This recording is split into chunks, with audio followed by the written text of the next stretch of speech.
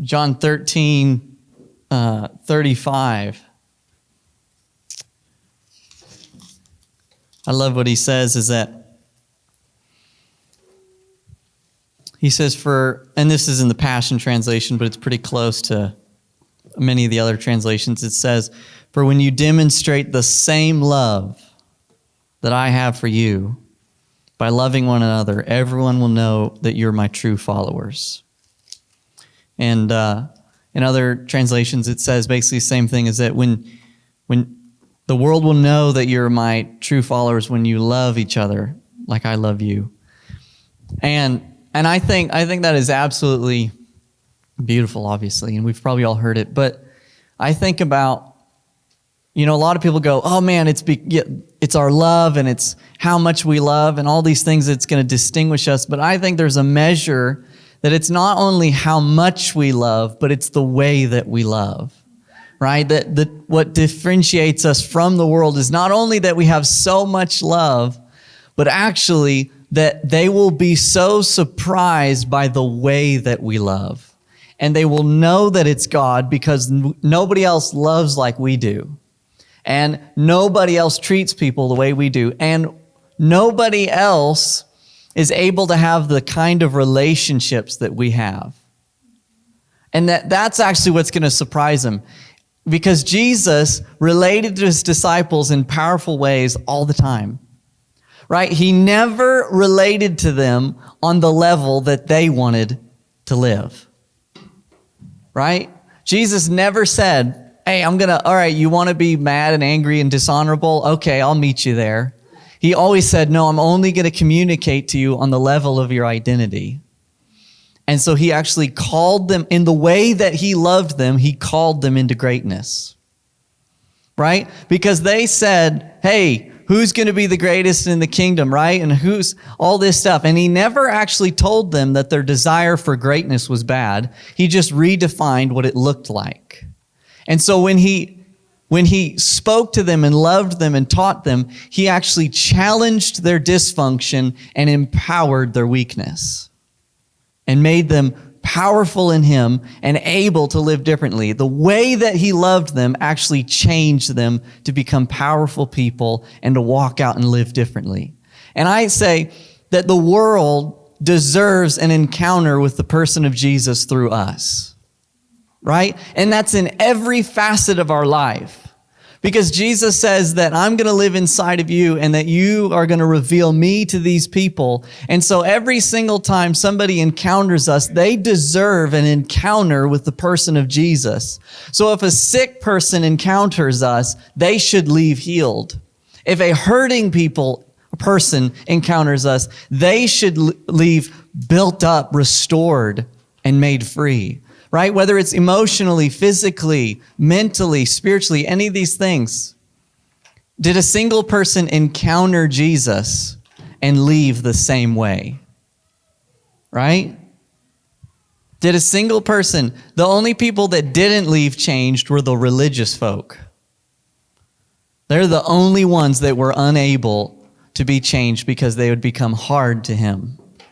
Right? But everybody who came, even if they didn't know what they were looking for, even though they didn't know what they wanted, whether it's the rich young ruler, he came and he left changed because Jesus challenged him.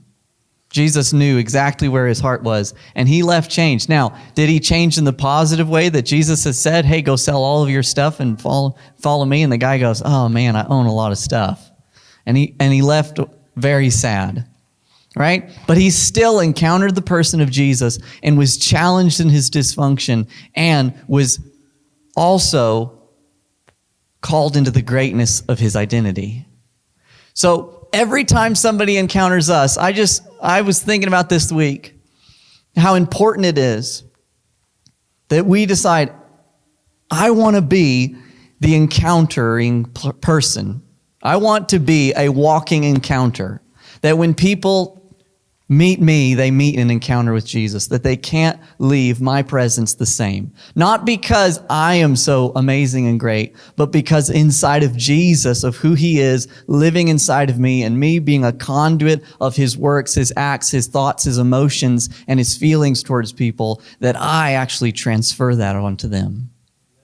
Right? That I am a walking encounter. Because the gospel has to be preached, not just in word, but in power. Think about it. The gospel has to be preached, not just in word and power. Paul even said, I did not come to you in eloquent speech, but in power. And every single time that Jesus spoke, every single time he spoke, he always accompanied the words of the gospel with actions of power.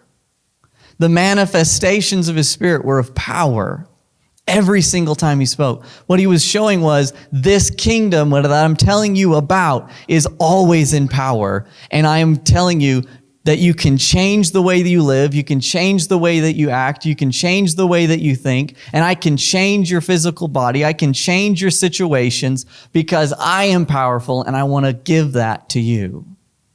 Every single time, the gospel has to be preached with power. If it's not, I propose to you that it's not the full gospel.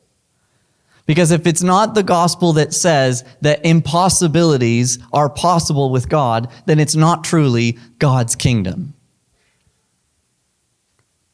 And in the same way that when the sick are healed and the dead are raised and the deaf can hear and the blind can see, in the same way the hurt are healed, the emotionally broken are restored, the confused are made right, the fearful are made brave, and their lives change.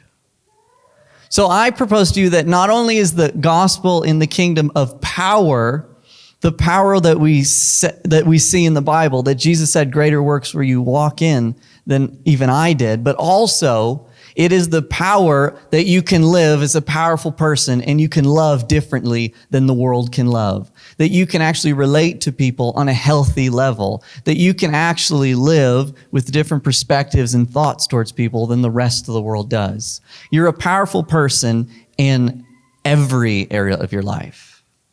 And that's the gospel. And so every time Jesus spoke, he healed the sick, he raised the dead, he cast out the demons, he did all these things, but he also changed the way people thought, the way people acted, and the way people loved. Because for heaven's sakes, the disciples had to learn to love differently. But when they were with him, he challenged them to be powerful lovers that, no, you don't turn off your love towards people when they do these things that you were not expecting or you were not wanting them to, but because you're a powerful person, you have self-control and you get to choose whether you turn your love off or not. You get to choose whether you respond in anger. You get to choose if you're going to be an honorable, trustworthy, responsible person. That is your choice, and you are powerful in that. So there's not a single area of your life that Jesus does not want to make you powerful in. Jesus, tells us to love everyone, love our enemies, right? And love the whole world. There's no person that is not loved by Jesus, right? And so we understand that. And if you have to love your enemies the way Jesus spoke about, then everybody on our list that we interact with has to be loved with a great honor and respect, right? That Jesus gave. But in this verse, he says that the world will know that you're my followers, but by the way that you love each other. And I find that interesting, is that what if even the way that we love each other in the body of Christ is a form of evangelism in itself? Right? That when people watch the way that we love each other and watch the way that it's not just one-sided. You see what I'm saying? As imagine, wow, that guy's a really nice guy. He loves all these people who are really crappy to him. But then that's a good testimony.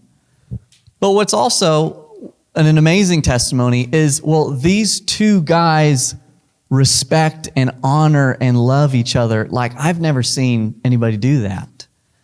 They challenge each other, but they love each other so well. That's a testimony in itself, is that two people, the way that they honor each other. For heaven's sakes, maybe I know there's some people in my life that I look into their marriages, right? And I look at the way that they love each other, and I'm like, that's amazing. Like, they do that really well, and I aspire to be like them, right? That's just two people. So if I take, so whether it's 2 people, 3 people, 5 people, 10 people, 100 people, and I look at the way that they love each other like Jesus loves us, that would be a pretty amazing culture and an amazing family to look into, right? That would inspire me. So that's what I'm saying is when Jesus says, the world will know you by the way that you love each other. So what I give and what you give back is also a testimony. I think that's awesome. And I want that. I want that for you. I want you to be able to say, I live in a house of people. I live in a culture, in a family that not only is it built on the way that I love, but it's the way that they love me back that is the testimony to the people around me that Jesus is real. And that is a corporate thing. That's pretty crazy. And I aspire to see that. The world, the way that they love doesn't challenge people to step into their destinies. And I think one of the reasons, the way that we love each other, why it's powerful, is because, the world says, hey, if you feel this, that's what you are. If you identify as that, yeah, go for it, bro. You're a butterfly. I totally believe you, And whatever it is, if that's your life, you just live that way. Oh, man, you're born that way. Whatever it is that's who you are. And they go, well, we need to love people. And because we need to love people, I'm going to love them right there. And whatever you are, bro, that's who you are. And they're trying to be loving in that. But in reality is that when we come along and we look at you, I go, no, I'm not going to relate to you on a level that is not your identity. I'm not going to stoop to your level of what you think you are to love you, but I'm actually going to love you greater to call you into who you are. Right? Just like what Jesus did, is that he would not allow the disciples or any person to stay the way that they were before. And so in the same way, I go, no, you are greater than that. It's dishonorable. Think about this. It is dishonorable for me to look at a brother or a person even created in the image of God. It is dishonorable to look at them and to call them something other than their identity. That's even if they're not loving well, if they're not living, fully alive, if they're, whatever it is, living in unforgiveness, or I don't care. You think of it, if it's not in your destiny, if it's not what God created you to be, it's dishonorable to me to call that their identity and to call that their destiny. It's dishonorable. And so because I love you and because I actually honor you as a person, I'm going to say that's actually not what you were created for.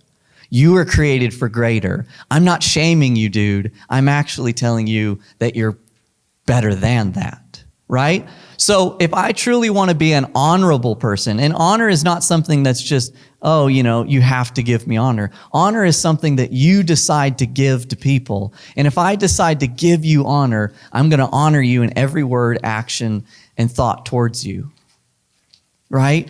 To have a healthy relationships, I'm not going to allow you to stay the same. I'm going to actually challenge you to always be greater in the destiny that God's given you.